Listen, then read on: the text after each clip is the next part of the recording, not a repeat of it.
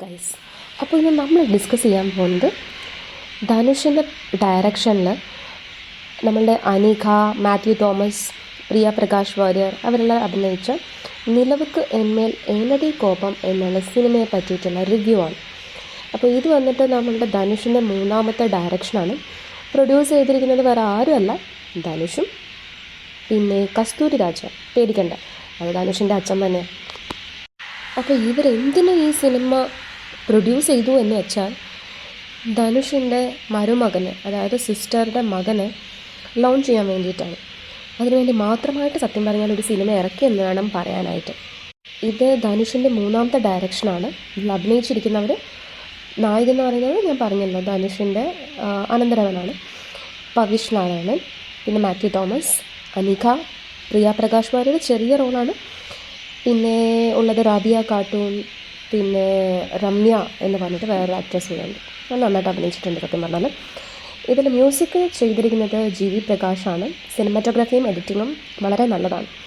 സത്യം പറഞ്ഞാൽ ഈ സിനിമ കാണുമ്പോൾ തന്നെ അതിൻ്റെ കളേഴ്സ് എല്ലാം നമുക്ക് സത്യം പറഞ്ഞാൽ ഭയങ്കരമായിട്ട് ഇഷ്ടപ്പെടും. അങ്ങനെ രീതിക്കാണ് കളേഴ്സ് എല്ലാം വരുന്നത്. അപ്പോൾ അതുകൊണ്ട് ആ ഭാഗമെല്ലാം ഭയങ്കര നല്ലതാണ്. ഇതിൽ ഇൻഫാക്റ്റ് നായകനും നായികയും അഭിനയിച്ചിരിക്കുന്നത് ഒഴിച്ചാൽ, കഥയുടെ ലോജിക്കില്ലായ്മയും ഒഴിച്ചാൽ ബാക്കി എല്ലാവരും നന്നായിട്ട് അഭിനയിച്ചിട്ടുണ്ട്. ആകെ ഉണ്ടായിരുന്ന കുഴപ്പമെന്ന് പറയുന്നത് കഥ വളരെ ഒട്ടും ലോജിക്കില്ലാത്ത ഒരു കഥയായിരുന്നു എന്നുള്ളതാണ് ഏറ്റവും പ്രശ്നം എന്ന് പറയുന്നത്. പക്ഷേ ഈ കഥയുടെ സിനിമയുടെ ഫുൾ നെയിം അറിഞ്ഞാൽ നിങ്ങൾ ഞെട്ടും. നിലവിക്ക് എന്മേൽ എന്നൊരു കോപം, ആ യൂഷ്വൽ ലവ് സ്റ്റോറി. ആർക്കാണ് ഇങ്ങനത്തെ ഒരു യൂഷ്വൽ ലവ് സ്റ്റോറി വരുന്നതെന്നാണ് എനിക്ക് ഡൗട്ട്. ബേസിക്കലി ഇതെന്താ സംഭവം എന്ന് വെച്ചാൽ, നമ്മൾ യൂഷ്വലി കഥകളിലും അല്ലെങ്കിൽ സിനിമയിലൊക്കെ കാണുന്ന പോലത്തെ ഒരു ലവ് സ്റ്റോറിയാണ്. അല്ലാതെ നമ്മളുടെ നോർമൽ ലൈഫുമായിട്ട് ബന്ധപ്പെട്ട ഒരു ലവ് സ്റ്റോറിയല്ല. അതായത് ഒരു പാവപ്പെട്ട അല്ലെങ്കിൽ ഒരു മിഡിൽ ക്ലാസ് ഫാമിലിയിലുള്ള ഒരു പയ്യൻ ഒരു ഹൈ ക്ലാസ് ഫാമിലിയിലുള്ളൊരു പെൺകുട്ടിയെ കാണുന്നു. അവർ ലവ് അറ്റ് ഫസ്റ്റ് സൈറ്റ് എന്ന് പറഞ്ഞ പോലെ തലകുത്തി വീഴുന്നു. ഒരാളല്ല, രണ്ടുപേരും. അതാണ് അതിൻ്റെ മെയിൻ കഥ എന്ന് പറയുന്നത്. സോ ഇത് രണ്ടും ആദ്യമായിട്ട് മീറ്റ് ചെയ്യുന്നത് ഒരു ഫ്രണ്ടിൻ്റെ ഒരു പാർട്ടിയിൽ വെച്ചിട്ടാണ്. അപ്പോൾ നമ്മുടെ നായകൻ ഒരു ഷെഫാണ്. നായിക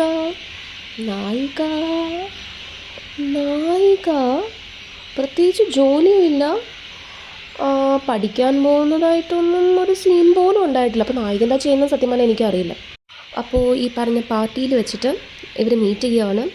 അപ്പോൾ നമ്മുടെ ക്യാരക്ടർ ആദ്യം തന്നെ, അതായത് നായിക ആദ്യം തന്നെ കാണിക്കുന്നത് ഒരു തീറ്ററപ്പായി മാതിരിത്തെ ഒരു ഫീലായിട്ട്. അപ്പോൾ നമ്മൾ വിചാരിക്കും ഓക്കെ ഇവനുണ്ടാക്കുന്ന ഫുഡെല്ലാം കഴിച്ച് അങ്ങനെയായിരിക്കും കഥ പ്രോഗ്രസ് ചെയ്യാൻ പോകുന്നത്. പക്ഷെ സത്യം പറഞ്ഞാൽ ആ ഒരു സീനും പിന്നെ വേറെ ഒരു ബേക്കറിയിലൊരു സീനുണ്ട്. ഈ രണ്ട് സീനിന് വേണ്ടി മാത്രമാണ് ഈ കുട്ടി ഒരു ഭയങ്കരമായിട്ട് ഫുഡിയാണെന്ന് പറഞ്ഞ് കാണിക്കുന്നത്. ഒന്നുകിൽ ആ കഥയിൽ നിങ്ങൾ ഈ പറയുന്ന ക്യാരക്ടറിൻ്റെ ആ ഒരു സവിശേഷതയ്ക്ക് എന്തെങ്കിലും ഒരു ഇമ്പോർട്ടൻസ് വേണം, അല്ലെങ്കിൽ അയാളൊരു ഷെഫ് ആയതുകൊണ്ട് അതിനെ വെച്ച് നിങ്ങൾക്ക് കണക്ട് ചെയ്യാൻ പറ്റണം. ഒരു യൂസ് ഇല്ലാത്ത ക്യാരക്ടറിൻ്റെ ഒരു ഒരു ഒരു സവിശേഷത വെറുതെ പറഞ്ഞു പോയ മാതിരി. ഇതൊക്കെയാണ് ഈ കഥയ്ക്കകത്ത് നമുക്ക് ഒട്ടും കണക്ട് ചെയ്യാൻ പറ്റാത്തത്. ആ ഒരു ക്യാരക്ടർ ഓക്കെയാണ്. ഇപ്പോൾ ഫീമെയിൽ ഫുഡി ആവുന്നതുകൊണ്ട് പ്രത്യേകിച്ച് എന്നാൽ നമ്മളിൽ പലരും അങ്ങനെയുണ്ട്. പക്ഷെ അത് കുഴപ്പമില്ല. പക്ഷെ അത് നമ്മളുടെ കഥയായിട്ട് അതിനൊരു ബന്ധം വേണമല്ലോ. അങ്ങനൊരു ബന്ധമില്ല. വെറും 2 സീനിൻ്റെ അകത്ത് അങ്ങനെ ഒരു ക്യാരക്ടർ കാണിച്ച് പോകുന്നുണ്ട്. അതിനുശേഷം ഇവർക്ക് എങ്ങനെയൊക്കെ സത്യം പറഞ്ഞാൽ ആ ഒരു ക്യാരക്ടറിനെ ഡെവലപ്പ് ചെയ്യായിരുന്നു, അതൊന്നും തന്നെ അവർ യൂട്ടിലൈസ് ചെയ്തില്ല. ഒബ്വിയസ്ലി ചെറുക്കൻ്റെ വീട്ടിൽ ഓക്കെയാണ് കല്യാണത്തിന്, പക്ഷേ പെണ്ണിൻ്റെ വീട്ടിൽ ഓക്കെ അല്ല. ഇതിൻ്റെ ഏറ്റവും വലിയ കോമഡി എന്താണെന്ന് വെച്ചാൽ, പയ്യനെ കണ്ടാലും പെണ്ണിനെ കണ്ടാലും വീട്ടുകാരുടെ കാര്യം പോകട്ടെ, സാധാരണ നമ്മുടെ നാട്ടുകാരാണല്ലോ എപ്പോഴാണ് കല്യാണം ചോദിക്കും. നാട്ടുകാർക്ക് പോലും കല്യാണം കഴിപ്പിച്ച് കൊടുക്കാൻ തോന്നുന്നത് 2 പേരെ കണ്ടാലും ഒട്ടും പ്രായം തോന്നുന്നില്ല. ചെറുക്കനെ കണ്ട ഒരു 12ാം ക്ലാസ്സും പെൺകുട്ടിയെ കണ്ട ഒരു 10ാം ക്ലാസ്, അതിൽ കൂടുതൽ പറയേയില്ല.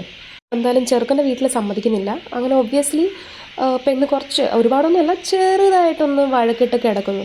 അപ്പോഴേക്കും പെണ്ണിൻ്റെ അച്ഛൻ പറയും, ശരി ഞാനൊന്നൊന്ന് നോക്കട്ടെ, കുറച്ച് ദിവസം അവൻ എൻ്റെ കൂടെ. അങ്ങനെ എന്ത്, നമ്മളെ സന്തോഷ് സുബ്രഹ്മണ്യം അത് തന്നെ കോപ്പി അടിച്ചേക്കുന്നു. അങ്ങനെ അവർ ഒരുമിച്ച് ചെറുക്കൻ ഇടയ്ക്കൊക്കെ വരും പോകും, അങ്ങനത്തെ കുറച്ച് സീൻസൊക്കെ ഉണ്ട്. വലിയ കാര്യമൊന്നുമില്ല. ഇനി ഇതിൻ്റെ ഏറ്റവും വലിയ കോമഡി എന്താണെന്ന് വെച്ച് കഴിഞ്ഞാൽ, ഇതിന് ശേഷം കോമഡിയിൽ മാത്രമല്ല ഒട്ടും ലോജിക്കില്ലാത്തൊരു കാര്യം എന്താണെന്ന് വെച്ചാൽ, ഒരു ദിവസം ഈ ചെറുക്കൻ്റെ അമ്മയെ ഒരു ഹോസ്പിറ്റലിൽ കാണിക്കാൻ വേണ്ടി പോകുമ്പോൾ അവിടെ വെച്ച് നമ്മളുടെ ഈ പണക്കാരിയായ പെൺകുട്ടിയുടെ അച്ഛൻ, അതായത് ഈ ബിസിനസ് ടൈക്കൂൺ, ഒരു ഡോക്ടറെ കാണാൻ വരികയാണ്. അപ്പോൾ എനിക്ക് മനസ്സിലാകാത്തൊരു കാര്യം എന്താ വെച്ചാൽ, അത് ഞാൻ പറയാം കേട്ടോ. അപ്പോൾ ഇയാൾ ഡോക്ടറെ കണ്ടതിന് ശേഷം പുറത്തിറങ്ങാണ്. അത് കഴിഞ്ഞ ഉടനെയാണ് ഇവരും കയറുന്നത്. അത് കഴിഞ്ഞ് ഇവൻ അമ്മയെ പുറത്തിരുത്തിയിട്ട് ആ ഡോക്ടറോട് ചോദിക്കും, ഇപ്പം കയറി വന്ന അയാളില്ലേ, അയാൾക്ക് എന്തായിരുന്നു അസുഖം എന്ന്. അപ്പോൾ നമ്മുടെ ഡോക്ടർ പറയാണ്, ഇയാൾക്ക് സ്റ്റേജ് 4 ലങ് ക്യാൻസറാണ്.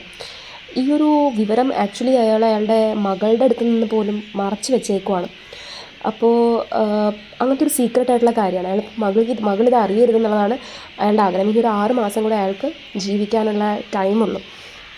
അതുവരെ മകളെ എങ്ങനെയൊക്കെ ഹാപ്പിയാക്കാം, അതാണ് അയാൾ ചെയ്യാൻ ഉദ്ദേശിക്കുന്നതെന്ന്.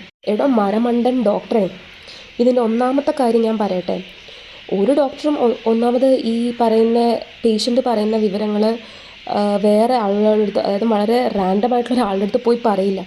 രണ്ടാമത്തെ കാര്യം, അയാൾ ഓൾറെഡി അയാളുടെ മകളോട് പോലും പറയാതെ സീക്രട്ടായിട്ട് വെച്ചേക്കുന്ന കാര്യം ഈ ലോകത്തുള്ള വേറെ ആരുടെ അടുത്തെങ്കിലും പോയി ഈ ഡോക്ടർ പറയുമോ?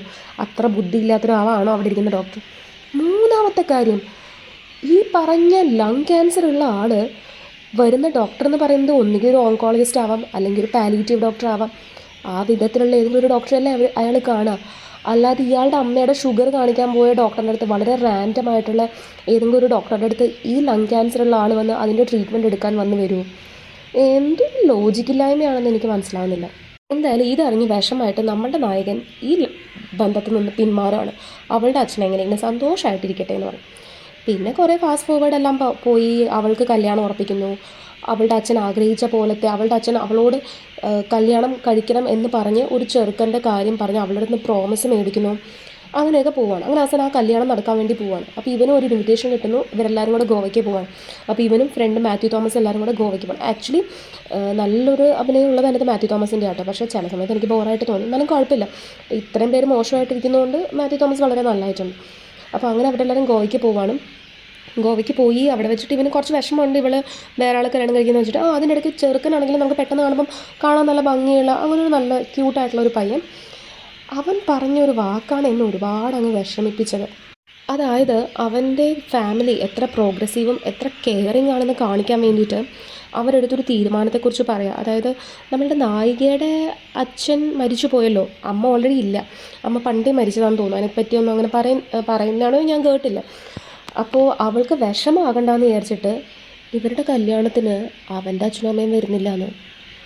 ഹലോ മിസ്റ്റർ, നിങ്ങൾക്ക് അവളുടെ വിഷമം കുറയ്ക്കണം എന്നുണ്ടെങ്കിൽ ഒന്നുകിൽ അവർ രണ്ടുപേരും ഇവളുടെ അച്ഛനും അമ്മയുടെയും സ്ഥാനത്ത് നിന്ന് കല്യാണം നടത്തി കൊടുക്കുക, ആ ഒരു സ്നേഹം കൊടുക്കുക എന്നുള്ളതാണ് വേണ്ടത്. അല്ലാതെ സ്വന്തം മകൻ്റെ കല്യാണത്തിന് അവരും കൂടെ വരാതിരുന്ന് കല്യാണം കുളവാക്കുക എന്നുള്ളതല്ല. ആ ഒരു പോയിന്റിൽ സത്യം പറഞ്ഞാൽ ഈ ചെറുക്കൻ ജെനുവിനാണോ എന്നുകൂടെ എനിക്ക് ഡൗട്ട് ഉണ്ടായിരുന്നു കേട്ടോ. അല്ല, അങ്ങനത്തെ കുറേ കാര്യങ്ങളൊക്കെ നടന്നു. അവസാനം എന്തായാലും ഇതിൻ്റെ ഒരു കല്യാണം എല്ലാം ഇവൻറ്റ് മാനേജ്മെൻറ്റ്, അതാണ് ഈ പറഞ്ഞ രമ്യ എന്ന് പറഞ്ഞ ആക്ടർ, അവർ നന്നായിട്ട് ചെയ്തിട്ടുണ്ട്.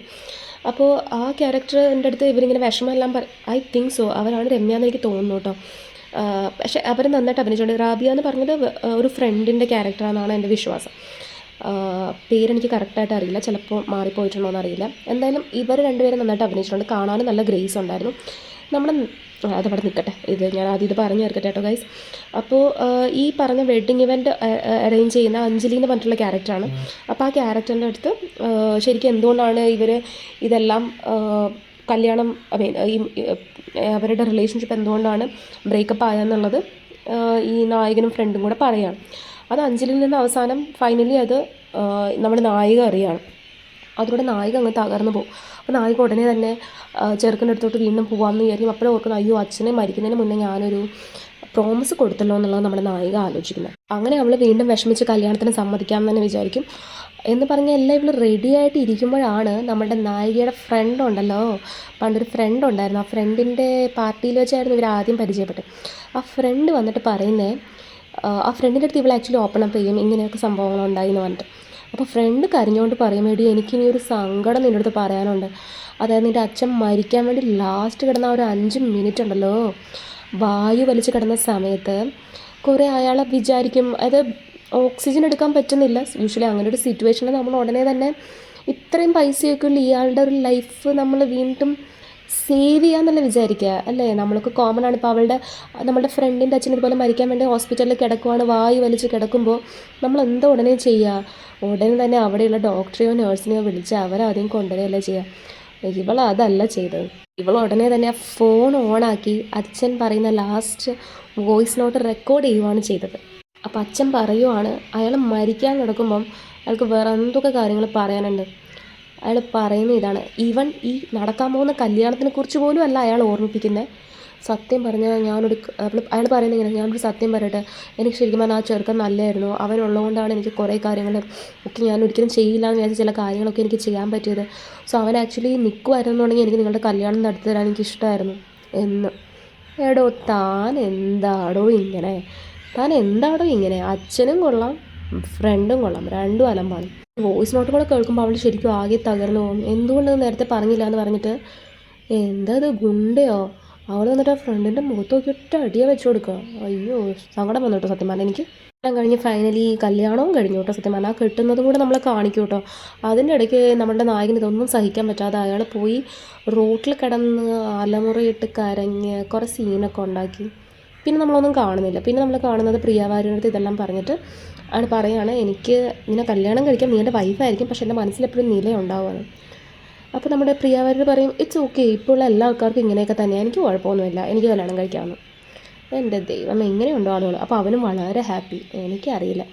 പിന്നെ ഇവരുടെ കല്യാണം ഡെസ്റ്റിനേഷൻ വെഡിങ് എന്ന് പറഞ്ഞിട്ട് അവരും എയർപോർട്ടിൽ വരികയാണ്. അവരകത്തോട്ട് പോകുന്നു. കുറച്ച് കഴിയുമ്പം കാണുന്ന പുറകിൽ നിന്ന് നില വിളിക്കുന്നു എന്നല്ല, നമ്മുടെ നായിക നില വന്നിട്ട് ഇങ്ങനെ പുറകിൽ അവനെ വിളിക്കുക. അപ്പോൾ ഈ ഫ്രണ്ട്സ് എല്ലാം നോക്കും, നീ എന്തിനാ ഇവിടെ വന്നതെന്ന് ചോദിക്കുമ്പം, ആക്ച്വലി എൻ്റെ കല്യാണം വന്ന് നടന്നു, പക്ഷേ എൻ്റെ അടുത്ത് നമ്മുടെ ചെറുക്കൻ അരവിന്ദ് പറഞ്ഞു, കുഴപ്പമില്ല, നിനക്ക് അവൻ്റെ കൂടെയാണ്. ഇങ്ങനെ കുറേ കരഞ്ഞെല്ലാം നിൽക്കുമ്പം ഇത്രയും നാട്ടുകാരുടെ മുമ്പിൽ വെച്ച് അവളീ ഉണ്ടായ കഥകളെല്ലാം പറയും. എന്ത് വട്ടാണെന്ന് എനിക്കറിയില്ല. അപ്പോൾ നായകൻ പറയും, എന്നാൽ നിനക്ക് അവനെയാണ് ഇഷ്ടമെങ്കിൽ എന്നാൽ നമ്മളുടെ ഇത് കുഴപ്പമൊന്നുമില്ല, നിനക്ക് നിൻ്റെ ഇഷ്ടത്തിൻ്റെ പുറകെ പോകാൻ. പക്ഷേ ആ ഇഷ്ടത്തിൻ്റെ പുറകെ ഈ കല്യാണം ഉറപ്പിച്ച് ഡെസ്റ്റിനേഷൻ വെഡിങ് പോകുന്നവർ അവൾ വെയിറ്റ് ചെയ്തിരുന്നു. ഒരു തവണ പോലും ഇവനോട് പറഞ്ഞില്ല ഈ ഒരു സംഭവത്തിനെക്കുറിച്ച്, അതായത് നമ്മുടെ നായകൻ്റെ അടുത്ത്. എന്നിട്ട് ഇപ്പം അലമ്പുണ്ടാക്കാൻ വേണ്ടി വന്നേക്കും. അങ്ങനെ അവൾ വരും. കുറച്ച് കഴിയുമ്പോൾ പുറകെ ഈ ഇവിടെ കല്യാണം കഴിക്കാൻ അരവിന്ദ് എന്ന് പറഞ്ഞ അവൻ വരും. അതായത് ഇൻ കേസ് നായകനും നീലയും കല്യാണം കഴിച്ചില്ലെങ്കിൽ ഇവർക്ക് കല്യാണം കഴിക്കാമല്ലോ എന്ന് പറഞ്ഞ് ആ പൊട്ടൻ വരും. അതിന് പുറകെ ഇവൻറ്റ് മാനേജ്മെൻറ്റിൻ്റെ പെണ്ണിന് നമ്മളുടെ നായകൻ്റെ അടുത്ത് ഒരു ചെറിയ ഡിങ്കോൾഫി ഉണ്ടായിരുന്നു. സോ ബേസിക്കലി അവൾ ഇത്ര സ്റ്റുപ്പിഡാന്ന് ഞാൻ ആലോചിക്കുന്നത്. ഓൾറെഡി 2 പേര് വെയിറ്റിംഗ് ലിസ്റ്റിലുണ്ട്, അല്ലെങ്കിൽ 3ാമത്തെ വെയിറ്റിംഗ് ലിസ്റ്റാണ് അവൾ. അങ്ങനെ അവളും വരും. ഇവരെല്ലാവരും കൂടെ ഡെസ്റ്റിനേഷൻ പറയും. എനിക്ക് വൈകി ഈ സിനിമയെക്കുറിച്ച് എനിക്ക് ഇനി കൂടുതൽ പറയാൻ പറ്റത്തില്ല. ഇങ്ങനത്തെ ഒരു പന്ന സിനിമ ഞാൻ കണ്ടിട്ടില്ല. ഈ നായകനാണെങ്കിൽ ആദ്യം തൊട്ട് അവസാനം വരെയുള്ള എക്സ്പ്രഷൻ എന്താണെന്ന് നമുക്ക് മനസ്സിലാവുന്നില്ല.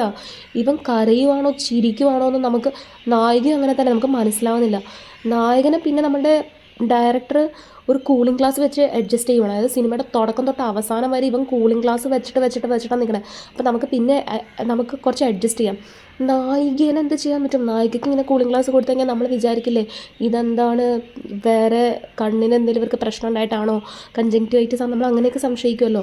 അതുകൊണ്ട് നായികയ്ക്കും കൂടെ അത് വെക്കാൻ പറ്റില്ല, കാരണം നായികയുടെയും എക്സ്പ്രഷൻസ് നമുക്ക് മനസ്സിലാവുന്നില്ല. ആൻഡ് ബാക്കി ആ സിനിമയിലുള്ള എല്ലാവരെയും ഭയങ്കര സുന്ദര കുട്ടപ്പന്മാരും കുട്ടപ്പികളുമായിട്ടാണ് അവർ മേക്കപ്പ് എല്ലാം ചെയ്തുകൊണ്ടെന്ന് വയ്ക്കുന്നത്. പക്ഷെ നായികേനെ മാത്രം, മൈ ഗുഡ്നസ്, ഒന്നാമത്തെ കുട്ടിയെ കണ്ടാൽ തന്നെ 10ാം ക്ലാസ് അത് കൂടുതൽ പറയില്ല. പക്ഷെ മേക്കപ്പ് എല്ലാം വന്നിട്ട് ഒരു 50 വർഷം മുന്നേ ഉള്ള ഒരു ടൈപ്പ് ഓഫ് ഡ്രസ്സ്, മേക്കപ്പ്, നടുകുന്നൊക്കെ മുടി, അങ്ങനെയൊക്കെ ചിലപ്പോൾ പ്രായം കൂട്ടാൻ നോക്കിയതായിരിക്കും, പക്ഷേ ഏറ്റിട്ടില്ല. ഒരുപാട് എണ്ണ തേച്ചിട്ട് നടത്തുക, ഒരു വൃത്തികെട്ട മേക്കപ്പ്, വൃത്തികെട്ട ഡ്രസ്സ്, ഇത്രയും പൈസ മുടക്കിയതല്ലേ, കല്യാണത്തിനൊക്കെ കുറച്ച് നല്ല ഡ്രസ്സ് ഇട്ട് കൊടുത്തൂടെ, ഒരു വക ഡ്രസ്സ്. അവിടെ വന്നേക്കുന്ന ബാക്കി ഫ്രണ്ട്സ് പോലും വന്നേക്കാട്ടിലും സൂപ്പറായിട്ട് വന്നത്. പക്ഷെ നായിക എന്ത് ചെയ്തിട്ടും ഒന്ന് ബ്യൂട്ടിഫുൾ ആക്കാൻ അവർക്ക് പറ്റിയില്ല. പിന്നെ സിനിമയുടെ ലോജിക്കിനെ കുറിച്ച് ഞാൻ ഇത്ര നേരം പറഞ്ഞാൽ നിങ്ങൾക്ക് മനസ്സിലായി കാണില്ല എത്ര ലോജിക് ഉണ്ടെന്ന്. ഇതിന് ഞാൻ കൊടുക്കുന്ന മാർക്കെന്ന് പറഞ്ഞാൽ 5ൽ 1.5 കൊടുക്കാം. ബിക്കോസ് കളറും കാര്യങ്ങളും എല്ലാം വളരെ നല്ലതാണ്. ബിക്കോസ് ബാക്കിയുള്ളവർ നന്നായിട്ട് അഭിനയിച്ചിട്ടുണ്ട്, കുറച്ച് പേരല്ലേ അഭിനയിക്കാത്തതുള്ളൂ. പിന്നെ കഥയ്ക്ക് മാത്രമല്ലേ കുഴപ്പമില്ല. 1.5 മാർക്ക് കൊടുക്കാം. Total failure.